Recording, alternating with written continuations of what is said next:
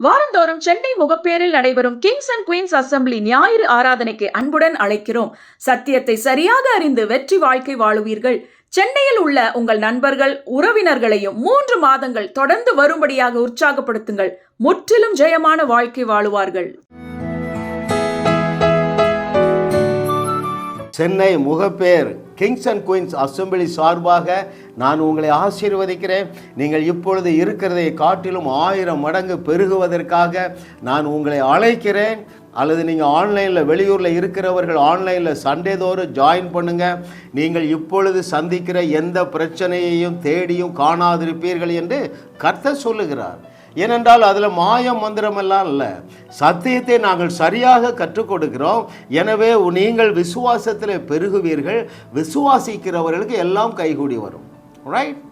இந்த நாளில் தேவன் நமக்கு தந்த அவருடைய அனந்த ஞானம் 200 ஹிஸ் சாவரின் விஸ்டம் என்கிற சீரீஸில் 43வது சத்தியம், இறை மனதின் இறை ரகசியங்கள், spiritual secrets of a godly mind. மிக முக்கியமான சத்தியம் ஆவியானவர் நமக்கு கற்றுத்தரப் போகிறார். பாருங்கள், சிங்க கவியிலே போட்டாலும் தேவன் எங்கனை தப்புவிப்பார் என்பது இறை மனது.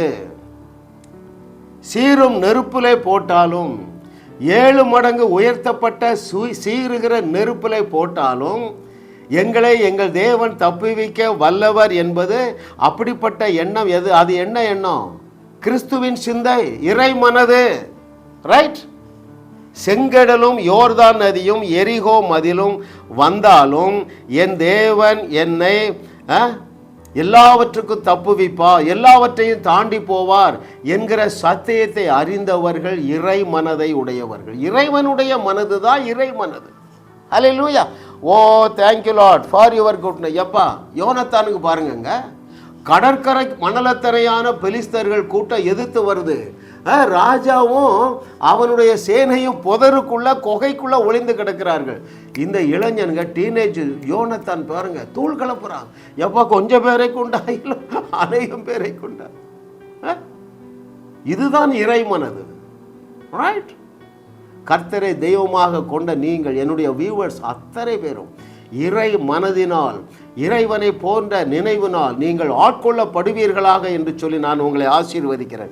அல்லேலூயா. நம்ப முடியாத சூழ்நிலையில் இறைவனை போல எண்ணுவது தாங்க இறை மனம். தேவனுடைய சிந்தை, கிறிஸ்துவின் சிந்தை யாருக்கு? நம்ப முடியாத சூழ்நிலையில். அல்லேலூயா. ஓ தேங்க்யூ லார்ட். ஹல்லேலூயா. நம்மால் முடியாத சூழ்நிலையிலே இறைவனை நம்பி தாவீதை போல, எப்படி தாவீது சொன்னா, இன்று கண்ட இன்றைக்கு உன் தலையை எடுப்பேன். மோசே என்ன சொன்னாரு? இன்று கண்ட எகிப்தியர்களை நீங்க காண வேண்டியதில்லை. அப்படி சிந்திக்க வைப்பது இறை மனது. தேவனுடைய ஆவியானவர் நமக்கு பிரகாசமுள்ள மனக்கண்களை தந்தருள்வாராக. ஹல்லேலூயா. சரியான இறை மனதை இறை மகனாகிய இயேசு கிறிஸ்துவிடத்துல தான் நம்ம கற்றுக்கொள்ள முடியும். ஆமா, ரைட்? நான் திரும்ப சொல்கிறேன் பாருங்க, இறைவனுடைய மனது அல்லது தேவனுடைய சிந்தை எப்படி இருக்கிறது என்று தேவனுடைய குமாரனுடைய வாழ்க்கையிலிருந்து தான் நாம் கற்றுக்கொள்ள முடியும். அவருடைய வார்த்தையிலிருந்து தான் நாம் கற்றுக்கொள்ள முடியும். ஏனென்றால் ஹீ இஸ் அவர் கம்ப்ளீட் மாடல். ரைட்? நம்முடைய நாதனாகிய, நம்முடைய கம்ப்ளீட் மாடலாகிய இயேசு கிறிஸ்து எந்த சூழ்நிலையிலும் அவருடைய மனதிலே ஒரு தயக்கம் ஏற்படவில்லை, ஒரு சோர்வு ஏற்படவில்லை, ஒரு பயம் ஏற்படவில்லை. இல்லையா? ஏன்? சிந்தை, எண்ணத்தில் எப்பொழுதும் வெற்றி சிந்தைதான்ப்பா. எந்த பிரச்சனையும் என்னை தொட முடியாது, எந்த வியாதியும் என்னை தொட முடியாது, எந்த காரியமும் என்னை நெருக்க முடியாது. 3.5 ஆண்டுகள் கழித்து நான் என்னை ஒப்பு கொடுக்கும் பொழுதுதான் மனிதர்களால் என்னை தொட முடியுமே தவிர வேற ஒருபோதும் ஒருவனும் என்னை தொட முடியாது என்கிற சிந்தைக்குள்ளாக இந்த நாளிலே தேவன் உங்களை சகல சத்தியத்துக்குள்ளேயும் நடத்த போகிறார். ஏனென்றால் அவரே நம்மை சகல சத்தியத்துக்குள்ளேயும் நடத்துகிற தேவனாக இருக்கிறார். அவருக்கு நமக்கு என்ன வித்தியாசம் தெரியுமா? அவர் எதிர்த்து நின்றார். பாருங்கள், கிறிஸ்தவ வாழ்க்கையிலே 3 நிலைகள். வியாதியின் அடிப்படையில் பார்ப்போமா, வறுமையின் அடிப்படையில் பார்ப்போமா? வியாதியை பார்ப்போம். பெருங்கூட்டம் மேபி மோர் தென் 90% வியாதியோடு வாழ கற்றுக் கொடுத்து விட்டார்கள். அணைத்து கொண்டு வாழுவது. எங்கள் அப்பாவுக்கு சக்கரை வியாதி இருந்தது, எனக்கும் வந்துட்டு, ஏன்னா எங்கள் பாஸ்டருக்கு இருக்கு. ரைட். இன்னும் கொஞ்சம் பேர் எப்படி இருக்கிறாங்க, எதிர்க்கிறாங்க, ஆனால் எதிர்த்து நிற்கலை. Stand still. எதிர்த்து நிற்கணுங்க. இயேசு கிறிஸ்து எதிர்த்து நின்னாரு. அவரை போல ஆபத்து நிறைந்த வாழ்க்கை உங்களுக்கும் எனக்கும் கிடையாதுங்க. ரைட். பயங்கரமான ஆபத்து. 3.5 ஆண்டுகளில் ஒவ்வொரு நாளும் அவருடைய உயிருக்கு ஆபத்து இருந்தது. ஆனால் அவருடைய மனதில் தோல்வி எண்ணம் இல்லை, பயம் எண்ணம் இல்லை, அவிசுவாச எண்ணம் இல்லை. அவரிடத்திலிருந்து நாம் கற்றுக்கொள்ள போகிறோம். தேவனுடைய ஆவியானவர் தொடர்ந்து நம்மோடு பேசுவாராக. கர்த்தருடைய ஆவியானவர் இந்த நாளில் உங்களோடு சொல்லுகிற காரியம் என்னவென்றால், இந்த நாளிலிருந்து இயேசு கிறிஸ்துவை போல நீங்கள் திங்க் பண்ண போறீங்க. எப்படி என்று சொல்லி ஆவியானவரிடத்திலிருந்து கற்றுக்கொள்ள போகிறோம். பாருங்கள், இதை குறித்து யாக்கோபு என்ன சொல்லுகிறார் என்று நான் உங்களுக்கு ஒரு வசனம் வாசிக்கிறேன். The book of James chapter 4 verse 7. யாக்கோபு 4வது அதிகாரம் 7வது வசனத்திலே, ஆகையால் தேவனுக்கு கீழ்ப்படிந்திருங்கள், பிசாசுக்கு எதிர்த்து நில்லுங்கள், அப்பொழுது அவன் உங்களை விட்டு ஓடி போவான். பயத்திற்கு எதிர்த்து நில்லுங்கள், அப்பொழுது அவன் உங்களை விட்டு ஓடி போவான். பஞ்சத்திற்கு எதிர்த்து நில்லுங்கள். ஏன்னா இவைகளெல்லாம் பிசாசிட்டது வருது. வியாதி, குழப்பம், பயம், அவிசுவாசம், குடும்பத்தில் குழப்பம், ஐக்கியம் இல்லை, தவறான தொடர்பு, இவைகளை விட்டு நீங்கள் வெளியே வர வேண்டும் என்றால் அவைகளுக்கு எதிர்த்து நிற்கணும். இந்த எதிர்த்து நிற்கிற காரியத்தில் தான் நீங்கள் கர்த்தருக்கு கீழ்ப்படிய வேண்டும். அந்த வசனத்தை திரும்ப வாசிக்கிறேன் பாருங்கள். யாக்கோபு 4வது அதிகாரம் 7வது வசனத்திலே, தேவனுக்கு கீழ்ப்படிந்திருங்கள். எதில் கீழ்ப்படியணும்? பிசாசுக்கு எதிர்த்து நில்லுங்கள் என்று வேதம் சொல்லுகிறத நீங்கள் அதுக்கு தான் கீழ்ப்படியணும். தேவன் சொல்ல ஏற்று நில்லுப்பா, அவன் போயிடுவான், அவன் ஏற்கனவே நான் அவனை பயங்காட்டி வச்சிருக்கிறேன். இது அறிஞ்சிருந்தாங்க யோனத்தானு, தூள் கிளப்பிட்டான், தனியாக போய் ஒரு சேனையே தூக்கிட்டு வந்துட்டான். நடந்தது என்ன? தேவன் அவர்களை பயங்காட்டி வைத்திருந்தார். நீ தேவனோடு ஒத்துழைப்பாய் என்றால், நீ சத்துருக்களை எதிர்த்து நிற்பாய் என்றால், உன்னுடைய 10 கோடி ரூபாய் கடனை எதிர்த்து நிற்பாய் என்றால் அவைகள் உன்னை சேதப்படுத்தாது. நீ அவைகளை நாசப்படுத்தி ஓட ஓட வரட்டிடுவான். ஹல்லேலூயா. Oh thank you master. ஐயா, எந்த ஒரு தேவை என்று இருந்தால், இப்போ உனக்கு 10 கோடி ரூபா கடன் வைத்துக் கொள்ளுங்க, அல்லது 10 லட்ச ரூபா கடன் வச்சுடுங்க. You are in need. நீங்கள் ஒரு தேவையில் இருக்கிறீங்க, அப்படித்தானே? இப்போ உங்களுடைய நிலைமை என்ன? வட்டி கூட கொடுக்க முடியல, எப்படி அசல் அடையும்? அப்படி நீங்கள் நினச்சிங்கன்னா ஜென்ம சுவாபம், கார்னல் மைண்டட், ப்ராக்டிக்கலாக திங்க் பண்ணுறீங்க. ஐயா, தேவை என்று ஒன்று இருக்கும் பொழுது தேவனுடைய வழி ஒன்றே ஒன்று தான், அது அற்புத வழி தான். கானா ஒரு கல்யாண வீட்டில் தேவை என்ன? தேவை பற்றாக்குறை. அவன் ஒரு ஏழையாக இருந்திருப்பான். 100 கிலோ கிரேப்ஸ் வாங்க வேண்டிய இடத்துல 50 கிலோ வாங்கி தண்ணியை ஊற்றி பார்த்தா பற்றாக்குறை ஆயிடுச்சு. வந்தார் பாருங்க, சத்தியத்தை அறிஞ்சவங்க, இயேசு கிறிஸ்து வந்தார் பாருங்க. அப்போ அங்கே ஒரு நீடு இருக்குது, தேவை இருக்கிறது. உனக்கு 10 லட்ச ரூபா கடன்லேருந்து வெளியே வர்றதுக்கு உனக்கு ஒரு நீடு இருக்குது. அந்த தேவையை தேவன் அவருடைய வழியில் தான் சப்ளை பண்ணுவார். அந்த அவருடைய சப்ளை எல்லாமே சூப்பர் நேச்சுரலாக தாங்க ஆதி ஆகமத்திலேருந்து கடைசி வரைக்கும் இருந்திருக்கு. கானாவூர் கல்யாண வீட்டில் தேவை சூப்பர் நேச்சுரல் தான் ப்ரொவைட் பண்ணார். புருஷர்கள் மாத்திரம் 5000 பேர் சூப்பர் நேச்சுரல் தான் ப்ரொவைட் பண்ணார். வனாந்தரத்தில் 25 லட்சம் ஜனங்களுக்கு ஒரு தேவை இருக்குது, இறைச்சி தேவை இருக்குது. இயற்கைக்கு அப்பாற்பட்ட விதத்தில் தானே கொடுத்தாரு. உங்களுடைய கடன் பிரச்சனையையும் அப்படித்தான் தீர்த்து வைப்பார். ஹல்லேலூயா. Oh thank you Lord. எப்போ இது நடக்கும் தெரியுமா? You should stand still. அப்படி என்றால் என்ன பொருள்? சோர்ந்து போயிடக்கூடாது. போச்சு, என் கடன்காரங்க என் வீட்டை கொண்டு போயிடுவா, மாட்டிட்டா. பேசு. யார்கிட்ட நீ கடன் வாங்கியிருக்கிறா? மகேந்திரா பேங்கா இல்லை மார்வாடிகிட்ட வாங்கியிருக்கியா? யார்கிட்ட வாங்கினாலும் பேரை சொல்லு. இயேசு நாமத்தினால இந்த மார்வாடி என் ஃபைலெல்லாம் தொலைக்கிறான், எங்கள் வீட்டு டாக்குமெண்ட் எங்களுக்கு வருது. இதுதாங்க எதிர்த்து நிற்கிறது. தாவீது நின்னா பாருங்க, இன்றைக்கு உன் தலையெடுப்பேன். ரைட். எல்லாரும் எதிர்க்கிறாங்க, கூட பிறந்தவன் எதிர்க்கிறாங்க, ரெஃப்யூஸ் பண்ணலை. கூட பிறந்தவன் என்ன சொல்ல, உனக்கு என்ன வேலை? நீ யுத்தத்துக்கு லாய்க்கு இல்லைன்னு தான் அப்பா 50 ஆடு வாங்கித்தாங்க, அந்த கொஞ்சம் ஆடை போய் மேய்கிடா. நின்னா என்ன நின்னா, எப்போ நான் வந்ததில் ஒரு பர்பஸ் இருக்குப்பா. ராஜா தம்பி நீ சின்ன பையன், ராஜா I have a role in this, நான் வந்ததில் ஒரு முகாந்திரம் இருக்கிறது. கோலியாத் கேட்குறான், டே நான் என்னடா நாயா ஒரு கம்பை தூக்கிட்டு வரா? எப்பா எல்லாரிடத்திலும் எதிர்த்து நின்றான் தாவீது. ரைட், ஹல்லேலூயா. எதிர்த்து நிற்கிறவர்கள் பாருங்க, இருதயத்தில் எப்பொழுதும் ஒரு பப்ளிங் ஜாய் இருக்கும். எங்க தூக்கி போட்டாலும் பப்ளிங் ஜாய் இருக்கும். 7 மடங்கு உயர்த்தப்பட்ட அக்னி ஜுவாலைக்குள்ள தூக்கி போட்டாலும் பப்ளிங் ஜாய் மாறாது. சிறைச்சாலைக்குள்ளே போட்டாலும் ஆடி பாடி துதிப்பார்கள். சிங்கக்கவி அவர்கள் தான் எதிர்த்து நிற்கிறவர்கள். சோர்ந்து போகிறவர்கள் சொங்கிகள். எவ்வளவு பெரிய பிரச்சனையா இருக்கட்டுப்பா, வேதத்தை நீ தேடி வாசி, ஒரு இடத்துல கூட இயற்கையான அல்லது என்னுடைய மனுஷனுடைய அறிவுக்கு எட்டுகிற வழியில ஒரு தேவையையும் சந்திக்கவில்லையே. His ways are always supernatural தானே. ஹல்லேலூயா. 1 கோடி ரூபாய் கடனுங்க. இந்த ட்ரூத்தை நான் தெரிஞ்சதுனால தான் விசுவாசத்தோடு பேச முடியுது. டேட்டு ஃபிக்ஸ் பண்ணுறேன், 30 நாளிலே இந்த கடன் மறைந்து விடும் என்று கர்த்தர் சொல்லுகிறார் என்று நான் சொன்னேங்க. கர்த்தருக்கு வெளியே வேறு வழியே இல்லை. நான் அவரை கட்டிப்பட, ஆண்டவர் எனக்கு தெரியாது, நீங்கள் 30 நாளில் இந்த பிரச்சனை தீர்க்கிறீங்கன்னு டேட்டு ஃபிக்ஸ் பண்ணாங்க. 15 நாளில் தீர்த்துட்டாருங்க. நானா பிரச்சனை தீர்க்க போகிறேன் அல்ல நீ தீர்க்க போறியா? ஐயா, வையகத்தை வாழ வைக்கக்கூடிய தேவாதி தேவன் தானே தீர்த்து வைக்க வேண்டியது தகப்பனாக இருக்கிறார்.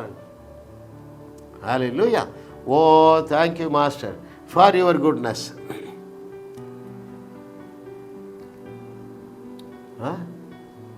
அவிசுவாசம் ஒரு பிசாசு, பயம் ஒரு பிசாசு, சந்தேகம் ஒரு பிசாசு, குற்ற உணர்வு ஒரு பிசாசு.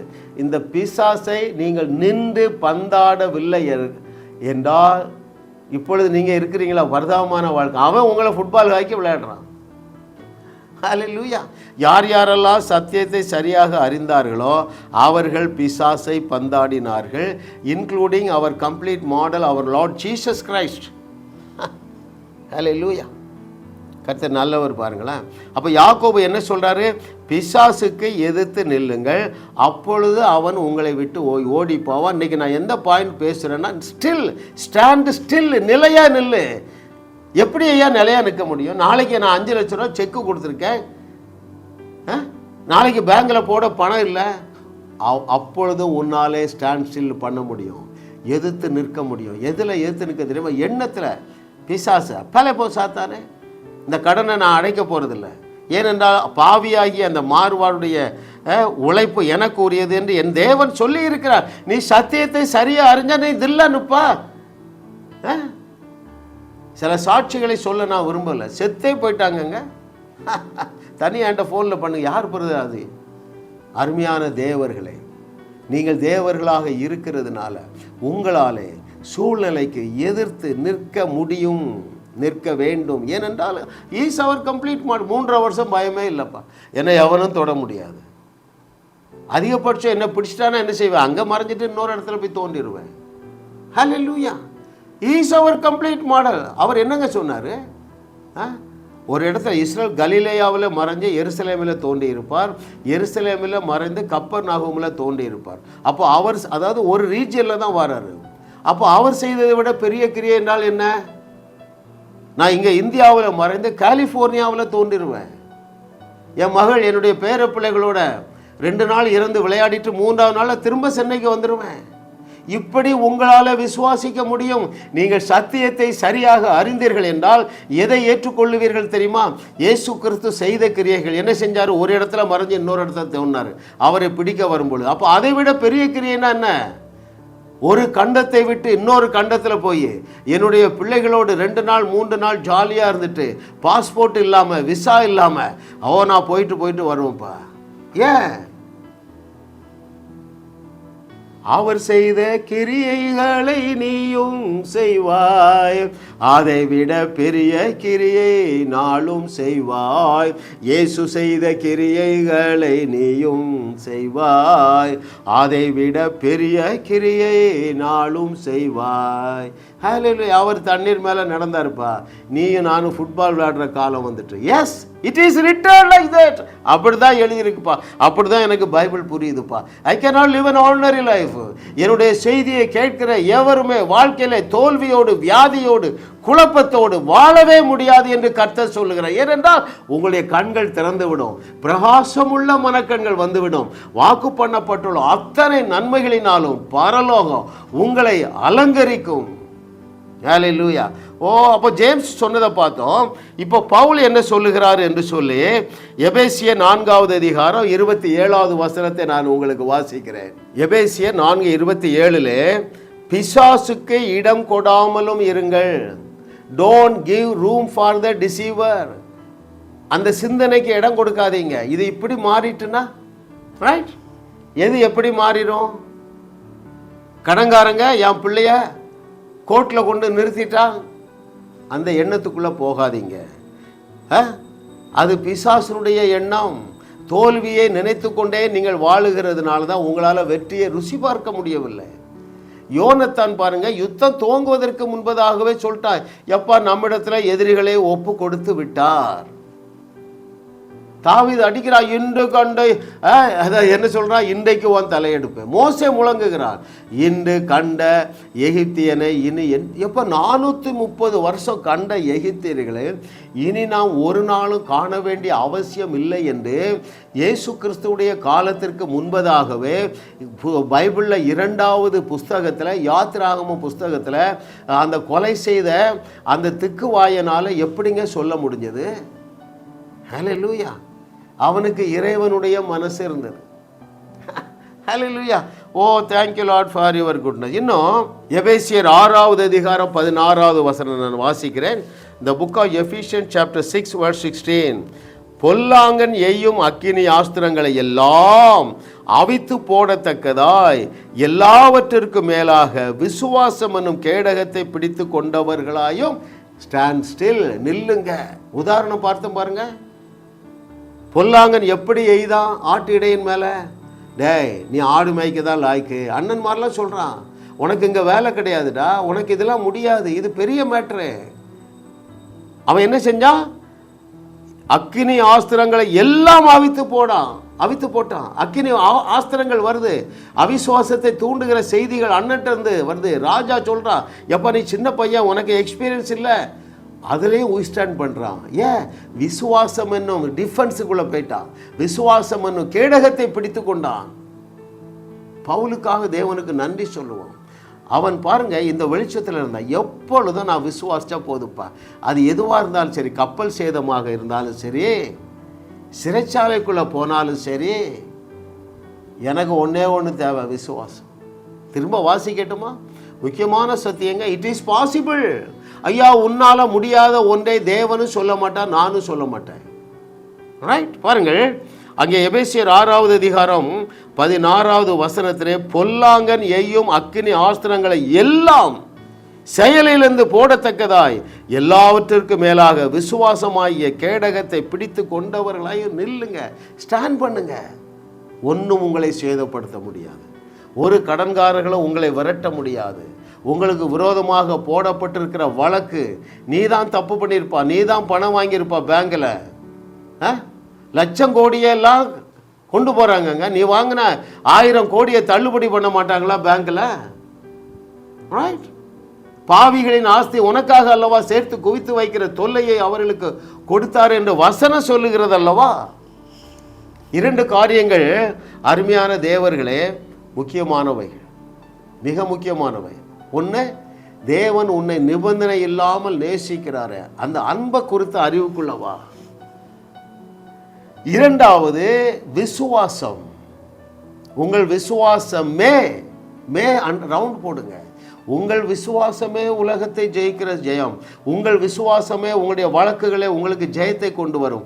உங்களுடைய விசுவாசம் மட்டும்தான் உங்கள் கடனை அடைக்க வைக்க பலன் தரும். உங்களுடைய விசுவாசம் மட்டும்தான் கல்லறைக்குள்ளே போய் 4 நாள் ஆனாலும் அவரை வெளியே கொண்டு வர வைக்க முடியும். விசுவாசம் இல்லாமல் தேவனிடத்திலிருந்து பிரியமாக இருக்கக்கூடாத காரியம். ஐயா, அந்த விசுவாசத்தை கெடுப்பது என்ன தெரியுமா? அவருடைய அன்பை சந்தேகிக்க வைப்பது தான் பிசாசுடைய விருப்பம். நீ ஒரு தவறு செய்து விடுகிறாய், ஒரு பாவம் செய்து விடுகிறாய், அந்த தாவீதை போல கொலை செய்து விடுகிறாய், அந்நியருடைய மனைவியை நீ இழுத்துடுறா. தாவீதை போல உன்னால தேவனை விசுவாசிக்க முடியும், விசுவாசிக்க வேண்டும். அப்பொழுது நீ குற்ற உணர்வுக்குள்ள போக மாட்டா. உன் விசுவாசமாகிய கப்பல் சேதமடையாது, ஸ்திரப்படும். இப்பொழுது இருக்கிறதை காட்டிலும் 1000 மடங்கு பெருகுவாய். ஆட்டு இடையனை அரசனாக்கி மகிழ்ந்த தேவன் உன்னோடு பேசி கொண்டிருக்கிறார். ஹல்லேலூயா, ஹல்லேலூயா. கர்த்தரை தெய்வமாக கொண்ட நாம் பாக்கியவான்கள். ஏனென்றால் நம்முடைய நாக்கில் அவ்வளோ பவர் வச்சிருக்கிறாருங்க. Oh, thank you master for your goodness. இன்னும் இந்த பவுல் என்ன சொல்லுகிறார் பாருங்கள். ஹல்லேலூயா. 4:27 வாசித்துட்டேன், 6:16 வாசித்துட்டேன். அப்போ நம்மை இறைவனை போல சிந்தித்து, அதாவது இறை மனதை உடையவர்களாக இருந்து வெற்றி வாகை சூடின 3 பெண்களில் முதலாவது தெபொராளை குறித்து பார்ப்போமா? பாருங்கள், இஸ்ரவேலர்களை எதிர்த்து ஒரு பெரிய சேனை வருது. அந்த சேனையில் எத்தனை ரதங்கள் இருந்துதான்? ரதங்கள் மாத்திரம் 900 ரதம். அப்போ ஆயிரக்கணக்கான போர் வீரர்கள். இவர்களை எதிர்த்து போய் ஒரு பெண்ணு தெபொராள் வெற்றி வாகை சூடினாள். ஏனென்றால் அவளுக்கு இறை மனது இருந்தது, தேவனை போல சிந்திக்கிற சிந்தனை இருந்தது. அதை நாம் எங்கே வாசிக்கலாம் பாருங்கள். அதை அங்கே நியாயாதிபதிகள் 4வது அதிகாரம் 5வது வசனத்தில், அங்கே நியாயாதிபதிகள் 4வது அதிகாரம் 8வது வசனத்தில் அதற்கு பாராக், அதாவது இஸ்ரவேல் சேனையுடைய தளபதி என்ன சொல்கிறான் பாருங்க. அதற்கு பாராக், நீ என்னோடே கூட வந்தால் போவேன், என்னோடே கூட வராவிட்டால் நான் போக மாட்டேன். பாருங்க, அந்த பெரிய சேனையை எதிர்த்து தளபதியை போக சொல்கிறா. யாரு? அந்த தெபொராள். அவன் நீ வரலன்னா நான் போக மாட்டேனுங்கிறான். அதற்கு இறை மனதை உடைய தெபொராள் என்ன சொல்லுகிறாள் என்று சொல்லி அங்கே நான் 9வது வசனத்தில் வாசிக்கிறேன். நியாயாதிபதிகள் 4:9. அதற்கு அவள், நான் உன்னோடே கூட நிச்சயமாய் வருவேன், ஆனாலும் நீ போகிற பிரயாணத்தில் உண்டாகிற மேன்மை உனக்கு கிடையாது. கர்த்தர் சிசெராவை ஒரு ஸ்திரீயின் கையில் ஒப்பு கொடுப்பார் என்று சொல்லி தெபொராள் எழும்பி பாராக்கோடே கூட கேதேசத்துக்கு போனாள். அந்த இறை மனது உங்களுக்கு புரியுதா? எப்போ நான் வந்துடுவேன், நீ போனாலும் வெற்றி தான், நீ போக பயப்படுறா, நான் வந்துட்டேன்னா வெற்றி ஒரு பெண்ணுக்குன்னு சொல்கிறா பாருங்க. அப்போது she was able to fix the victory. அவளால் வெற்றியை ஃபிக்ஸ் பண்ண முடியுது பாருங்க. எப்போ நாம் தான் ஜெயிக்க போகிறோம், நீ போனாலும் ஜெயிக்கலாம், ஆனால் நான் என்னை கூப்பிடுறா பேர் ஒரு ஆம்பளைக்கு வராதுங்கிறாருங்க. எவ்வளவு அந்த எதிர்த்து வந்த சேனையில் எவ்வளோ பேர் இருந்தார்கள் பாருங்கள். அதே நியாயாதிபதிகள் 4வது அதிகாரம் 3வது வசனத்திலே அவனுக்கு 900 இருப்பு ரதங்கள் இருந்தது. எப்போ இரும்பு ரதங்கள் மாத்திரம் 900, அப்போ எத்தனை ஆயிரக்கணக்கு. இவைகளை எதிர்த்து போரிட்டு தெபொராள் என்னாலே இந்த சேனையை ஜெயிக்க முடியும் என்று சிந்திச்சா பாருங்க. அதை தான் இறை சிந்தை என்று சொல்லுகிறேன். இன்னைக்கு தலைப்பு என்ன? இறை மனதின் இறை ரகசியங்கள். அதாவது இயேசுவை போல சிந்திப்பதில் உள்ள தெய்வீக ரகசியங்கள். இந்த தெபொராள் ஒரு மிகப்பெரிய சேனையை என்னால் ஜெயிக்க முடியும் என்று சிந்தித்தாலே அதான் இறை சிந்தை, கிறிஸ்துவின் சிந்தை. ஹல்லேலூயா. எஸ்தரை பற்றி பாருங்க. அங்கே எஸ்தர் 4வது அதிகாரம் 16வது வசனத்தில் அவள் என்ன சொல்லுகிறாள்? நான் செத்தாலும் சாகிறேங்க, என் ஜனங்களை சாக விட மாட்டேங்கிறாங்க. இறை மனது, அதாவது இறைவனுடைய மனது. இப்படி உங்களாலே சிந்திக்க முடியும். 3வது பாருங்க, ராகாபுங்க. யூத பெண் அல்லங்க, அந்நிய ஸ்திரீ. அவள் செய்த தொழில் என்ன? தேவனுக்கு விரோதமான தொழில், 10 கட்டளைக்கு விரோதமான பாவம் நிறைந்த தொழில் செய்கிற வேசித்தனம் பண்ணுறாங்க. எப்போ அவளாலே நம்முடைய தேவனை விசுவாசிக்க முடிகிறது, அவளுக்கு இறை சிந்தை வருகிறது, இறைவனுடைய சிந்தை வருகிறதுங்க.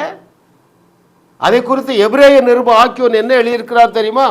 எபிரேயர் 11வது அதிகாரம் 31வது வசனத்திலே The book of Hebrew chapter 11 verse, விசுவாசத்தினாலே ராகாப் என்னும் வேசி வேவுகாரரை சமாதானத்தோடு ஏற்றுக்கொண்டு கீழ்ப்படியாதவர்களோட கூட சேதம் ஆகாதிருந்தார். ஹல்லேலூயா. எப்பா, உங்கள் தேவன் தான் தேவன். எரிகோ பட்டணத்தை உங்களுக்கு கொடுத்துட்டாரு. உங்களுக்கு சந்தேகம் வந்தால் என்ன செய்யுங்க, அப்படியே சுற்றி பாருங்க. எல்லாரும் உங்கள் தேவனை பார்த்து பயந்து போய் இருக்கிறோம். எங்கள் இருதயம் கரைந்து போயிட்டு. ஸோ வெற்றி உங்களுக்கு கேரண்டி. நீங்கள் என்ன செய்யணும், நீங்கள் எங்கள் தேசத்தை சுதந்திரிக்கும் பொழுது என்னையும் என் குடும்பத்தையும் விட்டுறணும். எப்போ எவ்வளவு ஃபோர் நாலேஜ் பாருங்கள். எப்படி அவளுக்கு அந்த விசுவாசம் வந்தது? வழிநெடுக நம்முடைய சர்வ லோகாதிபதியாகிய தேவாதி தேவன் செய்த அதிசயங்களை நாங்கள் கேள்விப்பட்டோம். எங்கள் இருதயம் கலங்கிட்டு. ஆனால் நான் கலங்க மாட்டேன். எப்படிம்மா நீ சொல்ற? நீ யூதர் பெண் இல்லையே, இஸ்ரவேலர் அல்லையே, உன்னால் எப்படி விசுவாசிக்க முடியுது? அப்பா, என்னை உங்கள் தேவன் காப்பாற்றுவார். எல்லாத்தையும் சொல்கிறேன். எப்பா, வெற்றி உங்களுக்கு தான். இந்த எரிகோ மதிலுக்குள்ளே இருக்கிற உங்கள் சத்துருக்கள் எல்லாரையும் நீங்கள் அழிக்க போகிறீங்க, ஆனால் என்னை மட்டும் நீங்கள் காப்பாற்றுவீர்கள் என்று அந்த வேசியால் விசுவாசிக்க முடிந்ததென்றால், அந்த வேசிக்கு ஒரு இறை மனது இருக்கும் என்றால், இந்த வேஷத்தை இரவும் பகலும் வாசிக்கிறீங்க, கேட்குறீங்க, உங்களால் எப்படிங்க விசுவாசிக்காமல் இருக்க முடியும்? ஏன் விசுவாசிக்காமல் இருக்க முடியும் தெரியுமா? ஏன் உங்களால் விசுவாசிக்க முடியல தெரியுமா? நீங்கள் விஷம் நிறைந்த பிரசங்கத்தை கேட்குறீங்க, மனித நீதியை போதிக்கிற பிரசங்கத்தை கேட்குறீங்க. இன்னும் நான் தேவனை பிரியப்படுத்த என்ன செய்யணும்னு நீங்கள் ஓடிக்கொண்டே இருக்கிறீர்கள். அந்த ஓட்டத்துக்கு முடிவே கிடையாதுங்க. மனம் திரும்புங்கள். நான் ரட்சிக்கப்பட்டு 25 வருஷம் அந்த ரேஸில் இருந்தேன். எந்த ரேஸில்? நான் என் தேவனை பிரியப்படுத்த இன்னும் என்ன செய்யணும், இன்னும் காலையில் எவ்வளோ நேரம் தலைகளை நிற்கணும். பருப்பு வேகலைங்க. 27 வருஷம் வீணாக போச்சு ரட்சிக்கப்பட்ட பிறகு. சத்தியத்தை சரியாக அறிஞ்ச பாருங்க. வியாதி இல்லை, வியாகுலம் இல்லை, விரக்தி இல்லை, விபத்து இல்லை. இந்த சென்னையில் நான் கார் டிரைவ் பண்ண போனால் அங்கங்கே ஸ்க்ராட்ச் ஆகும். இப்போ ஒரு சின்ன ஸ்க்ராட்ச் கூட ஆக மாட்டேங்க. அதனால தான் நான் ஆதங்கத்தோடு பேசுகிறேன், இறை மனதோடு உங்களோடு பேசுகிறேன். இந்த இறை மனதுக்கு நேராக தேவனுடைய ஆவியானவர் உங்கள் சிந்தையை திருப்பி கொண்டு இருக்கிறார். அதற்காக நான் தேவனை ஸ்தோத்தரிக்கிறேன். Hallelujah. Oh, thank you lord for your goodness. இந்த 3 பெண்கள் மாத்திரம் இல்லைங்க, யோனத்தானுக்கு இறை மனது இருந்தது. என்ன இறை மனது? ஒத்தை கொத்த போய் பார்த்துருவேன். கொஞ்சம் பேரை கொண்டாகிலும் அநேக பேரை கொண்டாகிலும் இந்த சத்துருக்களை இன்றைக்கு நம்ம கையில் கொடுத்துட்டாரு. அவனுக்கு அந்த நாலேஜ் இருந்து பாருங்க, அவனுக்கு இறை மனசு இருந்தது பாருங்க. இறைவனை போல சிந்தித்தார்ல. இறைவன் என்ன சொன்னார்? இறைவன் என்ன சொன்னாருங்க? ரட்சிக்கப்பட்ட ஜனமே, உனக்கு ஒப்பானவன் யார்? ஏன் நீங்கள் நான் செய்ததை விட பெரிய கிரியைகளை செய்வீர்கள்? ஏன் உங்களால் கூடாத காரியம் ஒன்றுமிராது? ஏன் நீங்கள் தேவர்களாக இருக்கிறீர்கள்? ஏன் நீங்கள் யாருடைய பாவங்களை மன்னிக்கிறீர்கள், அவருடைய பாவங்கள் மன்னிக்கப்படும். இவைகள் எல்லாவற்றையும் சொன்னவர் எல்லளவும் பொய்யுரையாத இறை மகனாகிய இயேசு கிறிஸ்து அல்லவா? அந்த சிந்தைக்குள்ள வாங்குங்க, அந்த சிந்தைக்குள்ள வாங்க. அவர் எனக்கு தெரிஞ்சு ஒரு 10-20 வசனத்தில் என்னுடைய பிள்ளைகள் இப்படிலாம் இருக்கிறீர்கள் இருக்கிறீர்கள் இருக்கிறீர்கள் என்று பஞ்சு பண்ணுறாரு. மதம் எதை பஞ்சு பண்ண தெரியுமா? நீ இல்லை, நீ இல்லை, நீ இல்லை. அவர் என்ன சொல்கிறாரு? நீங்கள் பரிசுத்தவானாக இருக்கிறீர்கள். மதம் என்ன சொல்லுது? நீ பரிசுத்தவானாக இல்லை. ஏன்னா ஆவி மனுஷனை குறித்து அறிவு இல்லை. ஐயா, ரட்சிக்கப்பட்ட ஜனமே, உன்னுடைய ஆவி மனுஷனிலே நீ தேவனாக இருக்கிறதுனால பழுதொன்றும் உன்னிலே இல்லை. ஹல்லேலூயா, ஹல்லேலூயா. ஓ, யோனத்தானுக்கு அந்த நாலேஜுங்க, இறை மனசு இருக்கு. இவர்களை எளிதாக சுதந்திரிக்கலாம். யாருக்கு? காலேபுக்கு, யோசுவாவுக்கு இறை மனது இருக்குங்க. தாவீதுக்கு இறை மனசு. எப்போ? நாளைக்கு இல்லை, நான் போய் ஒரு 24 மணி நேரம் உபவாசம் பண்ணிட்டுல, இப்பொழுது உன் தலை எடுத்துறேங்கிறாங்க. இறை மனது. இன்று கண்ட எகிப்தியனை என்றுமே காண்பதில்லை என்ற அந்த திக்குவாயன் முழங்கினது இறை மனது, இறைவனுடைய சிந்தை. ரைட்? என்னை பலப்படுத்துகிற கிறிஸ்துவனாலே எல்லாவற்றையும் செய்ய எனக்கு பலன் உண்டு. அது இறை மனது, இறைவனுடைய சிந்தை, இறைவனை போல சிந்திப்பது. யோவான் அப்போஸ்தலனுக்கு இறை சிந்தை இருந்தது பாருங்க. என்ன சொன்னா, அவர் இருக்கிற பிரகாரமாக நாமும் இந்த உலகத்தில் இருக்கிறோம். அப்படி என்றால் என்ன பொருள்? இறைவனிடத்திலே பழுதொன்றும் இல்லை, இயேசு கிறிஸ்துவிடத்தில் பழுதொன்றும் இல்லை. ரட்சிக்கப்பட்ட ஜனமே, உன்னிடத்திலே பழுதொன்றும் இல்லை, உன்னிடத்திலே பாவம் ஒன்றும் இல்லை. அவர் இருக்கிற பிரகாரமாக நீ அப்பழுக்கற்றவனாக இருக்கிறாய். அவர் இருக்கிற பிரகாரமாக உலகத்தை வாழ வைக்கக்கூடிய ஆற்றல் மிக்கவனாக இருக்கிறாய். அவர் இருக்கிற பிரகாரமாக நீ ஒளியாக இருக்கிறாய், உப்பாக இருக்கிறாய். ஹல்லேலூயா. Thank you master for your goodness. கர்த்தரை தெய்வமாக கொண்ட நீங்கள் பாக்கியவான்கள். ஏனென்றால் உங்களுக்கு இறைவனுடைய மனது இருக்கிறது. பிரச்சனை என்ன தெரியுமா? நான் இப்போ பல பயிர்கள் சொன்ன பாருங்க. யோனத்தானுக்கு இறை சிந்தை இருந்தது, தாவீதுக்கு இறை சிந்தை இருந்தது. ரைட்? எலிசா தூள் கலப்புறாங்க. ஏனென்றா இறைவனை போல சிந்திக்கிறார்கள். நான் யோசித்து பார்த்தேன், எதனால இவர்கள் இப்படி முழங்க முடிஞ்சு, எப்படி விசுவாசிக்க முடிஞ்சதுன்னா, உண்மையை சொல்கிறேங்க, நிஜத்தை சொல்கிறேன். அந்த நாளில் உங்கள் விசுவாசமாகிய கப்பலை சேதப்படுத்த சபை என்ற ஒரு மடம் இல்லை. சபை என்ன செய்யுது? சதா உன்னை குற்றவாளியாக்குது. உன் ஜபம் போதாது, உன் ட்ரெஸ்ஸை மாற்றலை, நீ தலைகளை நிற்கலை, நீ குற்றவாளியாகவே அது உனக்கு தீர்ப்பு கொடுத்து கொண்டே இருக்கிறதுனால உன்னுடைய கப்பல், விசுவாசமாகிய கப்பல் சேதமடையவில்லை, நாசமாக போயிற்று. நடுத்தருவில் நிற்கிறீங்க. ஐயா, இதற்காகவா அவர் சிலுவையிலே ரத்தம் சிந்தினார்? அவருடைய ரத்தத்தினால தானே நீ கழுவப்பட்டு இருக்கிறாய். உன்னிடத்துல பாவம் ஒன்றும் இல்லை என்று கர்த்தர் சொல்லுகிறாரே, நீ அதை என்றைக்கு ஏற்றுக்கொள்ள போகிறாய்?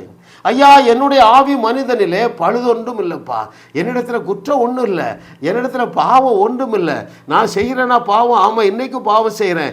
அந்த பாவம் என்னுடைய ஆவி மனிதனை தொடாதபடி அவருடைய அனந்த ஞானத்தின்படி எபேசியர் 1:13 என்னுடைய ஆவி மனுஷனை சீல் பண்ணிட்டாரு. நான் பாவம் செய்யும் பொழுது என்னுடைய ஆவி மனுஷன் அதில் ஈடுபட முடியாது. That is his sovereign wisdom. ஐயா, அப்படிதாங்க டிசைன் பண்ணி வச்சுட்டாரு. ஆனால் தான் தைரியமாக எபிரேய நிருப ஆக்கியவன் சொல்லுகிறார், நீ பரிசுத்தமாக்கப்பட்டு இருக்கிறாய். அதனால தான் தைரியமாக சொல்கிறான், நீங்கள் பரிபூர்ணமாக்கப்பட்டு இருக்கிறீர்கள். ஆகினால்தான் பவுல் தைரியமாக சொல்கிறார், உன்னிடத்திலே பழுது ஒன்றும் இல்லை, நீ தேவ நீதிமானாக தேவ நீதிமாட்டியாக இருக்கிறாய். ஹல்லேலூயா. இந்த வெளிச்சத்தில் வந்தாதான் எல்லா சூழ்நிலைகளிலும் இறைவனை போல சிந்திக்க முடியும். எல்லா சூழ்நிலைகளிலும் இயேசு கிறிஸ்துவை போல சிந்திக்க முடியும். எல்லா சூழ்நிலைகளிலும் எலியா, எலிசா, பேதுரு, பவுலை போல சிந்திக்க முடியும். அதுதான் ரகசியம். இன்னைக்கு தலைப்பு என்ன? இறை மனதின் இறை ரகசியங்கள், spiritual secrets of a godly mind. Godly mind இப்படி தாங்க சிந்திக்கும். ஹல்லேலூயா. கர்த்தர் நல்லவர் பாருங்கள். எனக்கு மிகவும் பிரியமானவர்களே, இதுக்கு விரோதமாக வருகிற எண்ணங்களை தூக்கி தூர போடுங்க. ஒருவரும் உங்களை குற்றப்படுத்த இடம் கொடுக்காதீங்க. ஆல்ரைட்? என்னுடைய செய்தியை 100 செய்தியை கேட்டீங்க, நீங்கள் தெளிந்த புத்தி உள்ளவர்களாக மாறிவிட்டீர்கள். விசுவாசிக்க முடியாத சூழ்நிலையிலும் சாத்ராக், மேஷாக், ஆபேத் நேகோவை போல விசுவாசிக்கிறீங்க. சர்ச்சுக்கு போகிறீங்க, புசுக்குன்னு போயிடுது விசுவாசம். கர்த்தர் பொறுப்பெடுக்க மாட்டாருங்க. ஐயா, ரெண்டையும் நான் தான் வச்சேங்கிறார். மரண மரத்தையும் நான் தான் வச்சேன், ஜீவ மரத்தையும் நான் தான் வச்சேன், ஆசீர்வாதத்தையும் நான் தான் வச்சேன், ஜீவனையும் நான் தான் வச்சேன், தீமையும் நான் தான் வச்சேன், விசுவாசத்தை பெருக பண்ணுகிற செய்தியை கொடுக்கக்கூடிய ஊழியர்களை நான் தான் வச்சேன், உன்னுடைய விசுவாசமாகிய கப்பலை சேதப்படுத்துகிற ஊழியர்களை நான் தான் வச்சிருக்கேன். சரியான சத்தியத்தை கண்டுபிடித்து கேட்டு விசுவாசத்தில் பெருகி வையகத்தை வாழ வைக்க வேண்டியது உங்களுடைய பொறுப்பு. தேவன் அதற்கு பொறுப்பு கிடையாது. சரிங்களா? ஐயா, அந்த கூட்டத்துக்கு 25,000 பேர் வர்றாங்களே, அவ்வளோ பேர் நடத்துறது தானே நிற்கிறா. எனக்கு சிபிஎம்லேருந்து சில ஃபோன் வருது, ஐயா நீங்கள் சொல்கிறது எல்லாமே கரெக்டு தான் ஐயா, நான் அந்த செய்தியை கேட்கல, ஆனால் என் மனைவி பிள்ளைகள் அங்கே விட்டு வெளியே வர மாட்டாங்க, அங்கே செய்தியை கொடுக்கும்போது நான் காதில் பஞ்சு வச்சுக்கிறேன். கர்த்தர் இந்த நாளில் உங்களோடு தெளிவாக பேசி இருக்கிறார். கர்த்தர் தாமே இன்னும் உங்களை இந்த வெளிச்சத்துக்குள்ளே கொண்டு வருவாராக. அப்படியே நான் செபிக்கிறேன். பிதாவே, உமக்கு நன்றி அப்பா. இந்த பிள்ளைகளுடைய மனக்கண்கள் இன்றைக்கு திறக்கப்பட்டதற்காக நன்றி. திரும்ப இவர்கள் தவறான பிரசங்கத்தை கேட்டு இவர்கள் இருளுக்குள்ளே போகாதபடி இந்த பிள்ளைகளை நீர் பாதுகாத்து கொள்ளுவீராக. துர்ச்செய்தியை கேட்காதிருக்கும்படியாக இவருடைய பாதுகாப்பை உம்முடைய கரத்தில் ஒப்பு கொடுக்கிறோம். என்னுடைய பிள்ளைகள் ஒரு நாள் வீணாக போக மாட்டாங்க. இயேசு கிறிஸ்து செய்தவைகளையும் செய்து அதைவிட பெரிய கிரியைகளையும் செய்து இந்த வையகத்தை வாழ வைத்து உம்முடைய நாமத்திற்கு கீர்த்தியையும் புகழ்ச்சியையும் மகிழ்ச்சியையும் கொண்டு வருவார்களாக. இயேசுவின் நாமத்தில் பிதாவே, ஆமென், ஆமென், ஆமென். இந்த திரையிலே காணுகிற நிலம் நல்ல நிலம். அருமையான தேவர்களே, நல்ல நிலத்தில் விதைக்கிற விதையானது 100 மடங்கல்ல. நான் இயேசுவின் நாமத்தில் சொல்லுகிற இந்த ஜாஸ் மினிஸ்ட்ரீஸில் நீங்கள் விதைக்கிற விதையானது 1000 மடங்காக பெருகி உங்களுக்கே வந்து சேரும் என்று இயேசுவின் நாமத்தில் நான் உங்களை ஆசீர்வதிக்கிறேன்.